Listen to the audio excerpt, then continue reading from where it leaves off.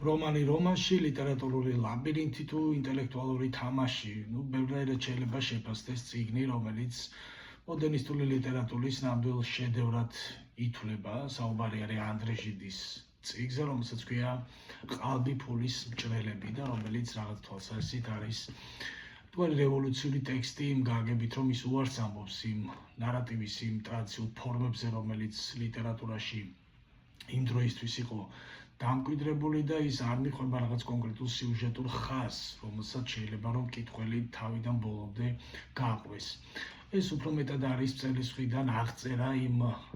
ცხოვრების წესის და იმ ადამიანების, საუბარია ბურჟუაზიულ საზოგადოებაზე და იმ წრეზე, რომელიც მე-20 საუკუნის 30-იან წლებში პარიზში არსებობდა და ეს არის ცდილობა რაღაც თვალსაზრისით სააშკარაოზე გამოიტანოს მწერალმა ის პრობლემები, ის მთელი სიყალბე, რომელიც ამ ოჯახებს და ამ ადამიანებს ახასიათებთ. ის ტყუილი და ფარისევლობა, რომელიც იმალება სინამდვილეში იმ ფასადის მიღმა, რომლის შენარჩუნებასაც ცდილობს ეს ადამიანები საზოგადოების თვალში. და აქ არის უამრავი პერსონაჟი წარმოდგენილი, მიუხედავად იმისა, რომ ყველა ერთმანეთისგან განსხვავებული პერსონაჟია, რაღაც თვალსაზრისით მათ აერთიანებთ ერთი რამ და ეს არის სწორედ ის სიყალბე, რომელიც ამ ადამიანებისთვის არის დამახასიათებელი სხვა ადამიანებთან ურთიერთობის დროს. აქ არის სამი ძირითადი პერსონაჟი მაინც წარმოდგენილი, ეს არის 15 წლის მოზარდი ბერნარი, რომელიც იგებს, რომ შემთხვევით იგებს, რომ ოჯახში სადაც ის იზრდება არის და მამა, რომელიც მას დის, სინამდვილეში არ არის მამამისი. და ეს ხდება საფუძველი იმისა, რომ ის გარბის ოჯახიდან და იწყებს საკუთარი თავის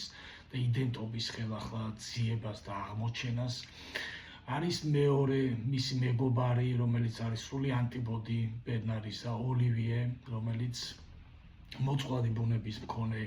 მოზარდია და ადვილად ექცევა სხვების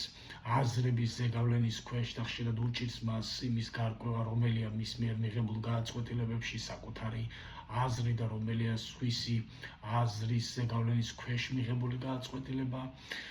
და არის მესამე მთავარი ერთგვარი ალტერ ეგო მწერლისა, რომელიც არის აქ წარმოდგენილი, ეს არის მწერალი ედუარდი, რომელიც წერს წიგნს, რომელსაც ქვია ყალბი ფულის მჭრელები და რომელიც რაღაც თვალსაზრისით აწარმოებს დღიურს და აკვირდება იმ ადამიანებს, რომელთანაც მას უწევს ურთიერთობა. ანუ ის აღწერს იმ ცხოვრების იმ წესს და ადამიანების და იმ მორალურ ფასეულობის თუ ღირებულებებს თუ რაზეც დგანან ეს ადამიანები, ყველაფერს ამას ის გვერდიდან ერთგვარი დამკვირვებლის პოზიციიდან აკვირდება და ანალიტიკური თვალით უყურებს და იწერს თავის დღიურში. მიუხედავად იმისა, რომ ის ცდილობს რაღაც თვალსაზრისით იყოს მხარდამჭერი და კეთილი ადამიანიც იმ ხალხთან, ვისთანაც მას უწევს ურთიერთობა, მაინც ის საბოლოო ჯამში ქვეცნობიერად იყენებს ამ ადამიანებს იმისთვის, რომ ისინი გამოიყვანოს ერთგვარ პერსონაჟებად იმ წიგნში, რომლის დაწერასაც ის აპირებს. ანუ ყველაფერი ეს, რაც აქ და აქ არის წარმოდგენილი ასევე სასიყვარულო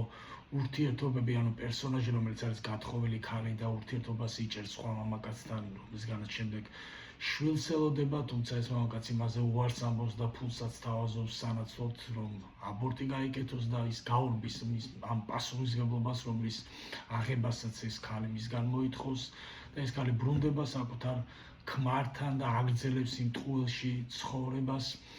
აქ არის სექტა წარმოდგენილი ბავშვების მიერ შექმნილი, რომელიც ყალბ მონეტებს ავრცელებენ საზოგადოებაში და უამრავი ასეთი მრავალფეროვანი პერსონაჟთა პალიტრა არის, შეიძლება ითქვას, წარმოდგენილი აი ამ წიგნში, რომლებიც ყველანი ერთმანეთისგან რაღაც თვალსაზრისით განსხვავდებიან, თუმცა ახასიათებთ ერთი მთავარი რამ, რაც არის ის სიყალბე, რომელიც მათ ახასიათებს სხვა ადამიანებთან ურთიერთობის დროს. ანუ აქ ოჯახიც, ოჯახური ღირებულებებიც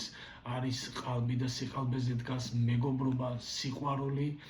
და ლიტერატურაც კი, ანუ მწერალიც კი, რომელიც თითქოს თავის დღიურში აღწერს იმას, რომ მწერალი ნამდვილი უნდა იყოს და სინამდვილეს უნდა აღწერდეს, სინამდვილეში ის თვალთმაქცობს და ფარისევლობს ამ დროს და სრულიად საწინააღმდეგოდ იქცევა იმისგან საპირისპიროდ, რასაც ის სინამდვილეში წიგნში წერს. ანუ ყველაფერის ამის დემონსტრირებას ცდილობს მწერალი, რომ შეუძლებელი არსებობდეს ზოგადად სოციუმი და საზოგადოება, სადაც ადამიანები წარმოდგენილი იქნებოდნენ თავიანთი ნამდვილი სახითა და ბუნებით. სწორედ ამის თქმა უნდა მწერალს აი ამ წიგნით, რომ რაღაც გაგებით, რაღაც თვალსაჩინო ჩვენ